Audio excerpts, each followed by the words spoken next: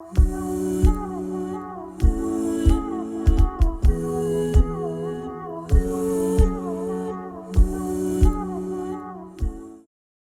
billahi minash shaitanir rajim. Bismillahir rahmanir rahim. Assalamu alaikum wa rahmatullahi wa barakatuh. So my topic today is called handling fake news, and the reason I chose this topic is mainly because I remember that there was an incident during Ramadan this year where someone had mistakenly shared a video announcing that Eid was going to be on the next day. And this video was shared across multiple groups such that in less than an hour pretty much everybody in the community knew about it. Now, it turns out that the announcement was premature and that the video that was posted was actually the Eid announcement video of the previous year. And this led to a lot of led to a lot of confusion in the community. Luckily, the matter was resolved within a short period of time and no one was harmed. Now, I would say this incident was probably an honest mistake, but the reason I brought this up was to illustrate how quickly misinformation can spread in this day and age. And in some cases, spreading misinformation related to serious matters has even led to deaths. So, for example, there was a viral video circulating in India of two men on a motorcycle snatching a child and driving away. And actually, it was a public service announcement video to raise awareness about child safety, but someone had maliciously and deceptively edited it to make it seem like they were actual child kidnappers on the loose. And videos like this and many other such hoax videos had been circulating amongst the locals for quite a while, leading to them being increasingly suspicious of outsiders in their communities. So what ended up happening was an IT engineer and his friends were misidentified as child kidnappers by some village elders when they witnessed them distributing chocolates to some local children. They ended up being lynched by a mob of more than 200 people, and one of them died and some of his friends were gravely injured. Some police officers were also injured in the process of trying to break up these large crowds. And this is only one such incident. Many other such incidents have occurred in India in the past few years, and in other parts of the globe. Rumors that 5G was causing COVID-19 actually led to arson attacks on 5G phone masts. There was also this weird conspiracy theory circulating that Bill Gates was apparently using COVID-19 vaccines to implant microchips in us in order to track us or even to sterilize us for population control purposes. Now, in response to this rising pandemic of fake news, tech giants like WhatsApp incorporated some new changes to their platform. For example, they started adding a forwarded tag to messages that had been forwarded, and they also reduced the forwarding limit to a maximum of 5. Finally, they also added a double arrow icon for messages that have been forwarded more than 5 times. Now, I want to mention that fake news is actually not a new phenomenon. It was there even during the time of the Prophet ﷺ. For example, during the Battle of Uhud, when Musab ibn Umair was killed, there was a rumor that it was the Messenger of Allah ﷺ who had been killed. So the army of Islam withdrew because of that rumor. Some of them fled to Medina and some of them even stopped fighting. There's also the well-known incident of Al-Ifk, which was the slander of Aisha radiallahu anhu. People were spreading rumors that accused Aisha radiallahu anhu of immorality. And Allah subhanahu wa ta'ala revealed a number of verses in Surah An-Nur, rebuking those who spread this rumor from tongue to tongue without verifying it, and for not having a good opinion of her by giving her the benefit of the doubt. Now, our Islamic tradition also has a number of other things related to sayings related to fake news. For example, in a hadith in Sahih Muslim, the Prophet ﷺ is reported to have said that it is enough of a lie for a man that he narrates everything he hears. Now think about how we are negligently passing along unverified information to others, forwarding, sharing, retweeting. We are literally narrating whatever we hear, and that is enough for us to be considered a liar. Al-Hasan al-Basri said, "The believer reserves judgment until the matter is proven." So when somebody shares a 10-second clip of a sheikh saying something controversial in a 1-hour-long lecture, do we reserve judgment and give them the benefit of the doubt, or do we immediately jump to exposing them? So, given that our Islamic tradition has so much to say about fake news, why do we abandon these principles when we go online? Why do we take it so lightly and spread things without verification? Is there something about spreading fake news in this social media age that makes it different from in the past? I was listening to a podcast the other day where a brother called Ali Talib, he's a biochemistry and neuroscience student, and he's also a student of Maliki fiqh. He mentioned that human beings weren't designed for social media. So all the physical cues that we use when we communicate with someone in face to face, like their facial expressions, their tone of voice, and the way they move their eyes, is completely missing when we communicate with them online. That's why we find it so much easier to insult someone online rather than offline, because we don't get to see the effects our words had on their facial expressions. The keyboard warriors. Yeah. So another point he mentioned was that there's a throwaway nature to social media that makes it harder to keep oneself accountable for what one is saying. Also, since you are silent, you don't get to hear yourself say these things. So contrast the experience of calling up 5 friends, moving your tongue to transmit the rumor in your own words, and actually hearing yourself speak out the rumor versus clicking a few buttons and having it instantaneously transmitted to them. So this is what he meant when he mentioned that it feels very throwaway. We don't feel the weight of our actions, which makes it harder to keep ourselves accountable. In a hadith in Sahih al-Bukhari, the Prophet ﷺ said, "A man utters a word pleasing to Allah without considering it of any significance, for which Allah exalts his ranks in Jannah. Another one speaks a word displeasing to Allah without considering it of any importance, and for this reason he will sink down into hell." So basically, we don't feel the significance of our words on social media, but in the sight of Allah, it could be either be something that exalts our ranks in Jannah or causes us to sink down into hell.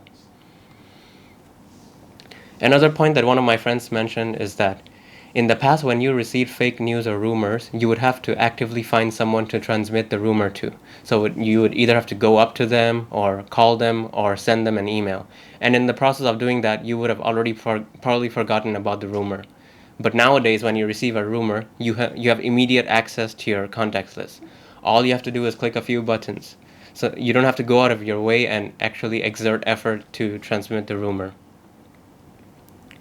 Now, these points that I've been mentioning regarding the nature of social media is just to illustrate how the technologies of today are making it hard for us to keep ourselves accountable, and is thus leading us to easily fall into the trap of spreading misinformation without verification. So, what should we do? What does our religion instruct us to do with regards to fake news, and how can we implement it given the realities that I've just mentioned? Well, first of all, we are instructed to be deliberate. The Prophet ﷺ said, "Deliberation is from Allah and haste is from the shaitan." And this is found in Sheikh Albani's Al-Silsila Al-Sahiha. So when you come across a rumor, don't immediately click the forward or share button. Instead, take a step back and ask yourself, why am I forwarding this and who is going to benefit? And if you are unsure about its authenticity, just don't forward it. Don't hastily forward something and add the words forwarded as received as a form of damage control. It does not absolve you of responsibility. Now, I have to admit that it's actually very hard to be deliberate on these platforms that encourage hasty behavior. Like when you're scrolling post after post, it's hard to expect someone to actually go out of their way to verify the post and check their niyyah before pressing the share button, which is literally only a tap away. And not to mention that I recently realized that even liking or reacting to a post can be a form of fake news, because when you react to a post, it actually shows up in your friend's newsfeed. So, given that, I realized that instead of regulating our behavior, which is extremely difficult on these platforms, it would actually be more effective to filter our newsfeed so that we don't get exposed to misinformation in the first place. So by doing this, not only do we protect ourselves from being misinformed, we also protect others from being misinformed by us. Secondly, we are instructed to verify. In Surah Al-Hujurat, verse number 6, Allah subhanahu wa ta'ala says, "O believers, if an evildoer brings you any news, Verify it so you do not harm people unknowingly, becoming regretful for what you have done. So Allah subhanahu wa ta'ala himself is instructing us to verify information before spreading. So some of the ways in which we can do this is by inquiring about the source, just like how our hadith scholars would scrutinize the narrators of hadith in order to determine its authenticity. We can check the website to determine if it's authentic or not, and we can even check from multiple sources so that we can get to see the same issue from multiple angles. We can also use fact-checker websites like factcheck.org or snopes.com to determine if something is a hoax or not. Something we have to keep in mind is to beware of confirmation bias during this verification process. According to Imam Mikhail Smith, confirmation bias affects not only how we interpret information, but also how we search for information. If you are trying to convince your spouse or best friend that such and such product is healthy, you would most likely do a web search for health benefits of XYZ. So basically don't accept something just because it aligns with your views. So to recap, first of all, we are instructed to be deliberate, and an easy way of doing this is by filtering our news sources. And secondly, we need to verify, and we can do this by inquiring about the source and using fact checkers. So in conclusion, I hope that you've gotten an understanding of fake news, its harms, and what Islam says about it. And I hope that the next time you receive a WhatsApp message that tells you that your account will be charged if you don't forward this message to 10 people, that you will be deliberate instead of hastily forwarding the message, and that you will verify the information. Yeah. So, and that ends my talk. Assalamu alaikum wa rahmatullahi wa barakatuh. Yeah. Questions? Yeah. Jazakallah khair. Short and sweet. Do you think one of the reasons why people want to quickly forward things is because it gives them a kind of self-satisfaction, a kind of high? Do you think that's part of the people's mentality as well? Like, I want to be the first person to share the stuff, and I don't care if it's right or wrong because everybody's already doing it. It's been forwarded so many times. So surely, just because it says it's forwarded many times, that's what you see on WhatsApp. Yeah. Because it says forwarded many times, for me, that's already good enough to say that that's a good, verification process. So, again, to those people, just advise again that, just because it's forwarded many times, is that enough to say this is suitable? To just pass it onwards? Okay, that's actually a really good question. And what I would say is what you mentioned is actually true. When people see that something has been forwarded many times or shared many times, they automatically assume that is true. But what I read was actually fake news actually spreads faster than true news. So actually, we should even be more aware, more wary when we see that something has been forwarded many times. Definitely. The second question, which is more on the Islamic side, which is spreading content about Islam, especially about, of course, Allah and the Prophet ﷺ, without even checking if this is true or not. Just because it says the Prophet said, tutut, and it has Sahih Bukhari, do you think that's sufficient enough for someone to just pass it onwards? And if they do that, and if it's wrong, what's the consequence of that? Well, for this I would say that, if it was actually the case, if it was beneficial to do something like that, our hadith scholars would have been the first to do that. They wouldn't have gone out of their way to verify it. And as for the hadith regarding to this, I don't actually quite remember those, so I can't really speak about. I'll help you. I think it's really important for people to know, the Prophet ﷺ said, whoever spreads a lie about me, let him take a seat. That's the one. In the hellfire. Could you repeat that? Because obviously the mic is with you. Can you say that again? Whoever spreads a lie about me, let him. Whoever spreads a lie about me, let him take a seat in the hellfire. So basically the hadith goes, whoever spreads a lie about me, let him take his seat in the hellfire. So definitely. Just to show the seriousness of spreading something that the Prophet said, that's even a higher level to fake news. Because that's your Jannah and Jahannam is going to be in place now, isn't it? Because if you're spreading something and the Prophet never said that, sallallahu alaihi wasallam, then you're just making stuff up. And you can't say, well, I got it from someone else, so look at him, don't look at me, you know. And I think that's another point maybe you can share with the people, which is, you know, just like you said already, I think, you know, that just to say forwarded as received, that does not, you know, justifies, you know what, my hands are clean. You know, if you want to hold anybody's collar, hold that person's collar, don't hold my collar.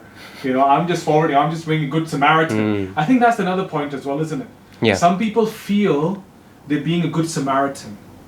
You know, like they're doing a favor to community by sharing news. Right? So again, just advice again, like, you know, just because something seems, you know, juicy, you know, to share, especially like I said, you know, something which might be, astaghfirullah, maybe anti-Israel, for example, or anti, you know, far-right movement, or whatever, politically, or even religiously speaking, they think, oh, look at this, and they share it, you know, and again, so it's about, you know, just making sure that just because it's juicy doesn't mean it's right, isn't it?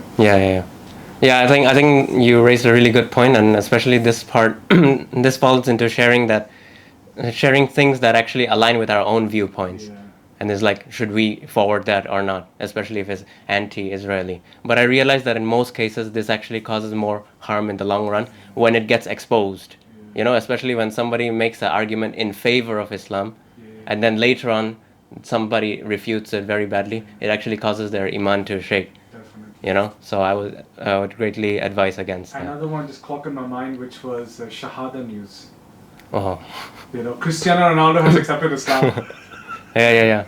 I also remember there was this story I believed in when I was young, that apparently Neil Armstrong heard the adhan from the moon. No way. Yeah. Seriously? Yeah. Yeah, and I really believed that when I was young, and then now I was like, that is quite ridiculous. Yeah. Exactly. And I don't think we need these. Islam is already so strong that it doesn't need these kinds of miracle stories to prove it. There are enough miracles in it already. Yeah. You know, it's doing a disservice to Islam. Yeah. And I think just one final point, which is, you know, just to let the public know that when you get a news, if it doesn't seem right, use Google for its real purpose, which is just check. You know, click on it, go on the news sector and see, is there any other news about this, isn't it? Yeah. That's, for me, that's the way I verify things. You know, is this really happened? You know, for example, a famous person accepts Islam and there's news all over the place, and I'm like, does this really happen? So of course, you go check it. Yeah. So again, like, you know, if you can share to the public, like, you know, how can you check? How can you verify? I think that's something that people lack as well. Mm-hmm. How can you verify stuff? What would you say? Well, I think some of the points I mentioned are checking the website. Is it trustworthy, or is it, because some websites are like, the problem with social media is that it's a sort of news aggregator. It basically gets news articles from all different sources and doesn't care where it is. Unlike if you go to an actual journal, actual publication, those are like trusted. But we don't do that, and that's the issue. So what we should do is actually go to those websites and see their credentials and find out if, you know, they're trustworthy, you know, instead of getting all our news from social media. Yeah, exactly. Yeah. And we could also follow their pages, but, you know, even these pages, these trustworthy pages, they will use a lot of clickbait, because on social media, the type of things they post on social media capture their attention is a little bit different. Because at the end of the day, they still have to make money. So... and they make money by views and likes and shares. Yeah, exactly. So that's still something we have to keep in mind, even from trustworthy sources. You know, because sometimes we actually share an article just based on its title without actually reading what's in it. That actually happens sometimes, and you feel like you got the gist of the article just by, you know, reading that clickbait. So, yeah, something to keep in mind. Yeah, and I think the last point before we finish, which is just to remind people again about accountability. You know, why, as Muslims, you know, we should have a higher moral ground when it comes to topics like this, when it comes to concepts like this, that at the end of the day, that like, that comment, that share will still be there while we are in our grave. Yeah, actually, one point regarding to the persistence of what we do on social media is, besides it being recorded for us and all of that, that what the action we did actually remains and continues to misinform. As I'm speaking right now, what I could have posted is still misinforming people. So that actually in some cases, actually, it might be worse than transmitting a rumor face to face. But transmitting a rumor face to face still feels a lot more. We feel more accountable for it, but we should feel equally accountable for something like this. And that's why I mentioned about our intuitions not being very designed for the online space. That's why a lot of tech companies are starting to make their design their products to be more human centric, so that we get the feeling, the friction. Like when we spread rumors, it should feel very heavy, but it doesn't. So yes, a lot of these things are still works in progress. Yeah. One thing that you just mentioned, I know this is becoming like an interview, but it's fine.